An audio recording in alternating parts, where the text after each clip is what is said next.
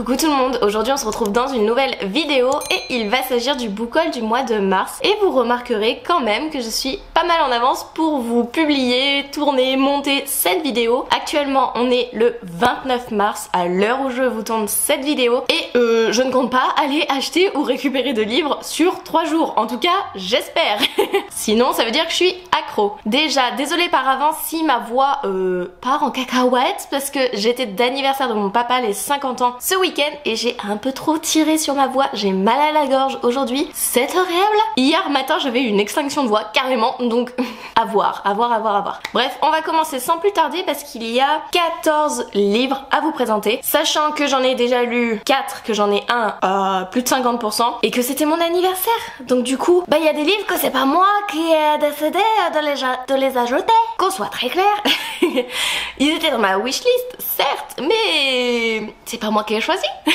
D'ailleurs, on va commencer par mes cadeaux d'anniversaire. Donc mon anniversaire c'était le 6 mars et tout le mois de mars, du coup j'ai reçu des livres. J'en ai 5 à vous présenter de 3 amies différentes. Donc merci, je vous présenterai au fur et à mesure. Du coup, Manon donc de Vibration Littéraire m'a offert 2 livres dont un manga. Donc il s'agit de Père et Fils de Asami Sekiya. C'est le premier tome et je l'ai ajouté dans ma wishlist à cause de Manon.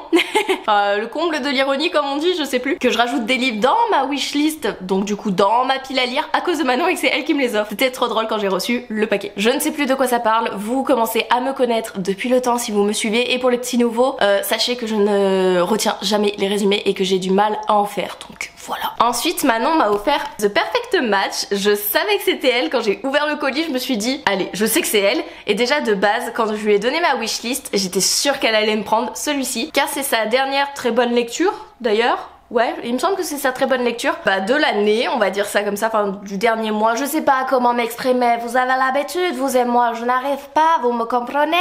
Du coup elle m'a offert The Perfect Match de Lily Mars. The Perfect Love est sorti là très récemment et du coup va falloir que je me plonge dans cette histoire. Elle avait beaucoup aimé, moi je sais que je vais aimer, c'est pour ça qu'elle me l'a offert, c'est pour ça que je l'avais rajouté à ma wishlist à cause d'elle. Mais voilà, le petit nouveau dans ma bibliothèque. Ensuite ma collègue de boulot Clarisse m'a offert La Reine des Ombres de Tricia Levenseller, publié chez Stardust. C'est de la romance, c'est un one shot. Manon quand je lui ai dit que j'avais reçu celui-là, elle me dit mais tu vas adorer et tout, je l'ai lu. Ok Manon, en fait tu vas me recommander tous mes livres, d'accord? Non mais du coup voilà, ma copine Clarisse m'a offert celui-ci, je ne sais plus du tout de quoi ça parle à part que c'est un one shot, ça me va très bien, ça va me faire du bien d'avoir des one shots dans ma pile à lire. Et voilà, merci Clarisse. Et pour finir les cadeaux d'anniversaire, mon amie Elise m'a offert 2 livres également. Et pareil, elle m'a pas mis de mots dans le colis mais je savais que c'était elle parce que elle m'a offert Ashing Falling for the Sky, le tome 2 de Mathieu Guibé et de Neil Gorman, publié chez Albin Michel, et j'ai tout de suite deviné que c'était elle. Certes c'était dans ma wishlist mais je sais que c'est une très bonne lecture, voire coup de cœur, je sais pas trop, pour elle, donc je me suis dit c'est forcément elle qui me l'a offert, et quand je lui ai envoyé le petit message et qu'elle m'a confirmé, c'était bon. Je le savais, je vous dis, je connais trop mes amis. Du coup voilà, j'ai lu le premier tome, j'avais bien aimé, j'ai pas forcément pleuré pour le premier tome mais j'avoue que je suis passée par toutes les émotions quand même. J'ai eu des frissons, enfin des rires, de la peur, de l'angoisse, enfin vraiment tout, et j'ai hâte de me plonger dans le second et dernier tome de la saga, mais après il y a un préquel si je dis pas de bêtises. Et du coup Elise m'a également offert une petite BD, ça fait longtemps que elle me fait de l'œil cette BD, ça fait longtemps que je l'ai dans ma wishlist. Il s'agit de Dans les yeux de Lia, donc c'est écrit par Kuna et Carbone, c'est le premier tome, Enquête de vérité, c'est publié chez Dupuis et c'est une trilogie, les 3 BD sont sortis, du coup j'ai trop hâte de me plonger dans l'histoire et je me dis je prends pas trop de risques, si c'est une saga en 3 tomes, voilà quoi, ça va aller. Je ne sais pas du tout de quoi ça parle, sincèrement, je ne veux pas savoir, je sais que j'avais adoré le résumé quand je l'ai lu, donc voilà. Et maintenant on va passer à mes achats, donc du coup il y en reste 2, 4, 6, 8, 9 et j'en ai lu 4 et j'en ai un en cours. Ça va? Sur la majorité de mes achats, j'ai pas mal lu, non? On est d'accord? Bon, pour rester dans l'univers des BD, la seule BD que j'ai à vous présenter, que j'ai acheté ce mois-ci et que j'ai déjà lu d'ailleurs, Sur les quais de Bordeaux, petite pensée à Elise. Il s'agit de La Sentinelle du Petit Peuple, la pommade de fée, donc c'est écrit par Forne, Carbone et Barreau. et c'est publié également chez Dupuis. J'ai beaucoup aimé ce premier tome. Il me semble qu'il y a 3 tomes aussi pour cette saga de BD, je ne suis pas convaincue, je vous le dis, hein.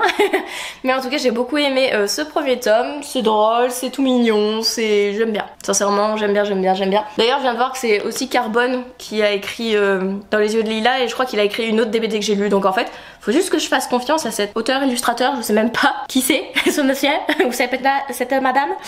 Ça craint, non? Bref, j'ai beaucoup aimé, hâte de découvrir la suite et je pense que ça sera pour le mois d'avril la suite. Du coup on va rester dans les petits livres. J'ai acheté, lu et même je dirais dévoré Insomniac, le 8e tome. Donc c'est écrit par Makoto Oshiro, c'est publié chez Soleil Manga. Je ne vous refais plus de topo, vous connaissez mon amour pour Insomniac. Des protagonistes mais trop choupis, une évolution dans leur... Enfin ils grandissent, ils apprennent d'eux-mêmes, ils apprennent à se connaître, à vivre avec leur pathologie qui est l'insomnie. Ils se développent, ils progressent, vraiment j'adore. Et le thème de l'astronomie, des étoiles, de la photographie, j'adore. Foncez découvrir ce manga. Ensuite, également, aussitôt acheté, aussitôt lu, il s'agit du dernier tome des Tisseurs de rêves, donc c'est le 4e tome, c'est Victor et les cauchemars sauvages, c'est écrit par Manon Fargeton. C'était un roman que j'attendais avec beaucoup d'impatience, je suis tellement heureuse de l'avoir découvert, d'avoir fini avec ce personnage. Dans le premier tome on a beaucoup de questionnements sur l'univers, sur pourquoi les enfants ont de tels et tels pouvoirs, et en fait au fil des tomes, et surtout avec ce 4e tome, on apprend vraiment d'où l'origine en fait de ses pouvoirs. On apprend que Victor au final il n'est pas obligé de subir ses rêves, il y a une méthode pour s'adapter à ça, parce que c'est pas toujours tout rose hein, quand Victor fait des rêves et que par exemple sa maison brûle ou quoi, c'est pas le top quoi, vous voyez. Donc faudrait peut-être éviter ce genre de catastrophe. Du coup voilà, vraiment une saga du coup terminée en 4 tomes que j'ai beaucoup aimé. C'est du jeunesse, c'est illustré à l'intérieur, je vais vous montrer, mais vraiment si vous voulez des livres tout doux qui permettent de couper un petit peu, parce que si vous n'êtes pas fan de manga ni de BD, que vous aimez bien les romans jeunesse, vraiment c'est une parfaite alternative et c'est une merveilleuse histoire. Encore un livre, aussitôt acheté, aussitôt lu, je ne pouvais que le lire dès que je l'avais acheté. Celui-ci, je l'attendais avec impatience également, comme Insomniac. Il s'agit de Mémoire de la forêt, le second tome, Les carnets de Cornelius Renard, écrit par Michael Brun-Arnaud, illustré par Sanoé et publié chez École des loisirs dans l'édition 9. Et j'adore toujours autant. Je veux le 3e tome qui sort fin d'année. Je le veux en fait. Michael Brun-Arnaud, arrête d'écrire si bien. S'il vous plaît monsieur, il faut arrêter. C'est trop bien. Dans le premier tome on suivait Maître Renard qui tient une librairie et qui en fait va aider son ami Ferdinand Taupe à retrouver un livre parce que Ferdinand perd la mémoire, il a la maladie de l'oubli-tout et du coup ils vont se lancer dans une petite péripétie à eux deux pour essayer de retrouver les écrits et du coup les souvenirs de Ferdinand et surtout sa chair et tendre. Et du coup dans ce second tome on suit plus la famille Renard avec Maître Renard et c'est son grand-père qui a eu la librairie on va dire en premier, et au final on va vite comprendre pourquoi il a eu cette librairie et pourquoi du coup Maître Renard se retrouve à être expulsé de cette librairie. Vraiment j'ai adoré et hâte de voir où va partir Michael Brun-Arnaud dans ce 3e volume. Ensuite, aussitôt acheté, aussitôt commencé, parce que je ne l'ai pas terminé, j'en suis à un peu plus de la moitié de ce livre. Il s'agit de Alice, 15 ans, résistante. C'est écrit par Sophie Carquin et c'est publié chez Albin Michel. On suit une protagoniste du coup qui a 15 ans, qui s'appelle Alice, qui est résistante. C'est tout dans le titre Anaïs. C'est surtout que cette histoire se déroule pendant la guerre de 39-45, donc la seconde guerre mondiale, et que du coup on va suivre une résistante mais qui va peut-être partir dans les camps de concentration. En tout cas c'est ce que j'espère trouver dans ce roman. Et là j'ai l'impression que c'est une protagoniste qui est au final une personne lambda qui vivait sa vie, qui allait à l'école et tout.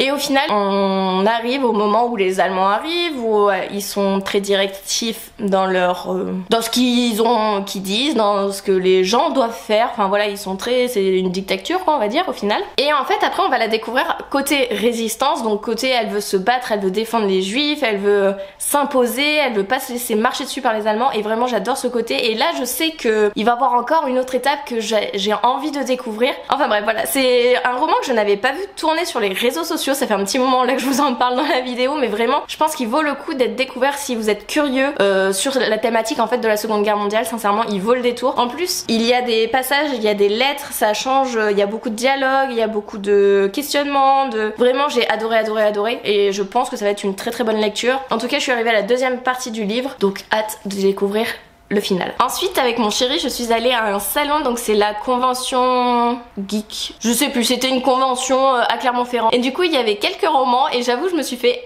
alpaguer du coup par l'autrice et du coup j'ai acheté son livre, elle m'a convaincue. Donc c'est La légende du loup-garou, c'est écrit par Yori Khan et c'est publié chez Punchline Édition. Je ne connaissais pas du tout cette maison d'édition, sans rapport avec le jeu de société Le Loup-garou, donc hâte de découvrir. C'est une petite histoire en un tome, il y a des illustrations, c'est assez aéré, les chapitres sont courts, donc je me suis dit allez. Et elle m'a convaincue aussi, il coûtait que 10 € au lieu de 15 € durant la convention et en plus je me le suis fait dédicacé. Donc voilà, on verra ce que ça donne. Et pour finir, j'ai 3 beaux livres à vous présenter. J'ai 3 hardbacks à vous présenter. Je pense que vous devinez lesquels c'est si vous avez regardé des book hauls, si vous avez craqué vous aussi ce mois-ci, enfin en ce mois de mars. C'est obligé que vous les ayez vus tourner ceux-là. C'est vraiment obligé. Ils ont tourné partout, c'est les magnifiques éditions, c'est trop beau. Et du coup, on commence avec Light Lark. Donc c'est la saga Light Lark, le livre 1, publié chez Lumen et c'est écrit par Alex Aster en version Toc Toc. Je sais, ah si, là comme ça on voit bien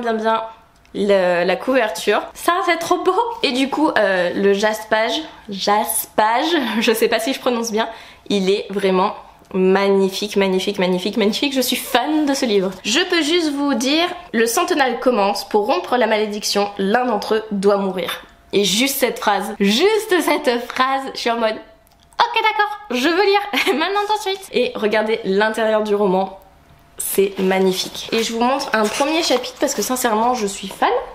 Hop. Voilà. Et dernière petite touche, Lumen, vous avez géré. Il y a le petit fil pour faire comme les marque-pages. Pour cette édition, j'ai hésité à prendre l'édition de base parce que je trouvais la couverture très jolie également, avec le petit cœur et tout dans les détails. Mais je me suis dit non, tu as craqué de base pour le Toc Toc, tu n'avais même pas remarqué qu'il y avait une couverture brochée. Oui, enfin, qu'il y avait une différence sur la couverture brochée. Oui, je l'avoue, je l'assume. C'est Manon, donc de Vibration Littéraire, qui m'a fait remarquer. Mais du coup, je suis en mode non.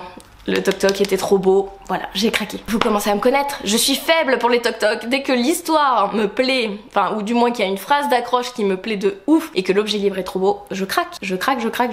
Ensuite, avant-dernier livre de ce book haul, il s'agit de La chasseuse et l'alchimiste de Alison Saft, je sais pas comment ça se prononce, publié chez Big Bang. Et pareil, l'objet livre j'adore. Il me semble que ça va être une saga encore et toujours. Le résumé est super long, mais je peux vous dire, le Hala créature mythique a refait son apparition, la glorieuse chasse du croissant va se venger. Voilà, je suis pas fan des créatures mythiques, de grec, machin, mais je me dis, cette phrase d'accroche, t'as accroché du coup. Fonce découvrir cet univers et regardez le jaspage encore une fois. Arrêtez de faire des livres trop beaux. On est marre, arrêtez de faire des beaux livres, vous allez me ruiner les gens. Vraiment. Et du coup, dernier livre de ce book haul, pas des moindres pour certains parce que ça a été une très bonne lecture, voire un coup de cœur pour beaucoup. Du coup, il s'agit de celui-ci. On voit pas trop avec la luminosité. Donc c'est Le Pont des Tempêtes de Daniel L. Jensen, publié chez Brajlon. Et regardez, en fait, la jaquette s'enlève. Et regardez-moi ce bébé. Regardez-moi ce bébé qui est trop beau.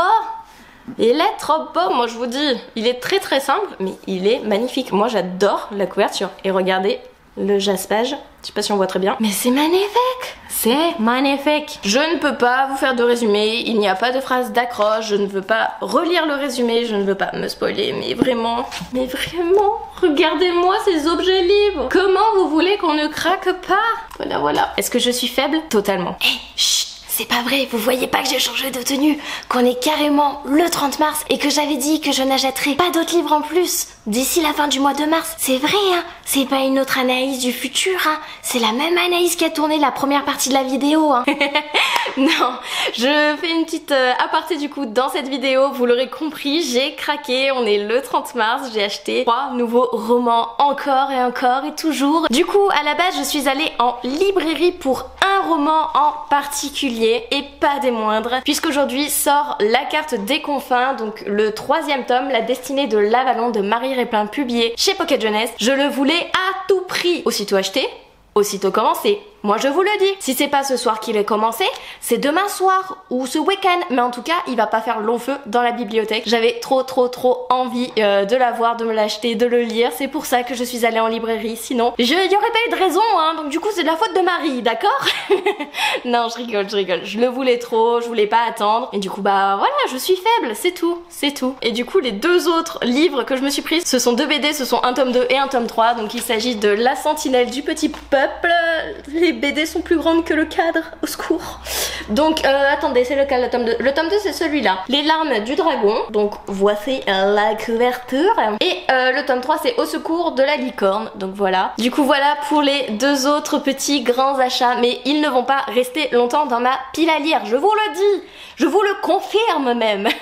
Je sais pas trop si je suis nette, j'ai pas l'impression que le focus va se faire sur moi, mais bon bref. Je croyais que c'était une trilogie, mais du coup sur le 3e tome, je viens de voir qu'il y allait avoir un 4e tome à paraître. Bref, voilà pour mes achats du 30 mars, je vous laisse avec la Anaïs du passé, d'accord? Du coup j'espère que cette vidéo vous aura plu. Si vous êtes resté jusqu'à la fin, n'hésitez pas à mettre une pile de livres, un livre ouvert, un livre fermé, peu importe, ou de me laisser un petit commentaire, de me conseiller un livre que je dois lire absolument maintenant tout de suite et ne pas trop attendre. Sur ce je vous laisse, je vous fais des bisous et je vous dis à une prochaine vidéo. Bye!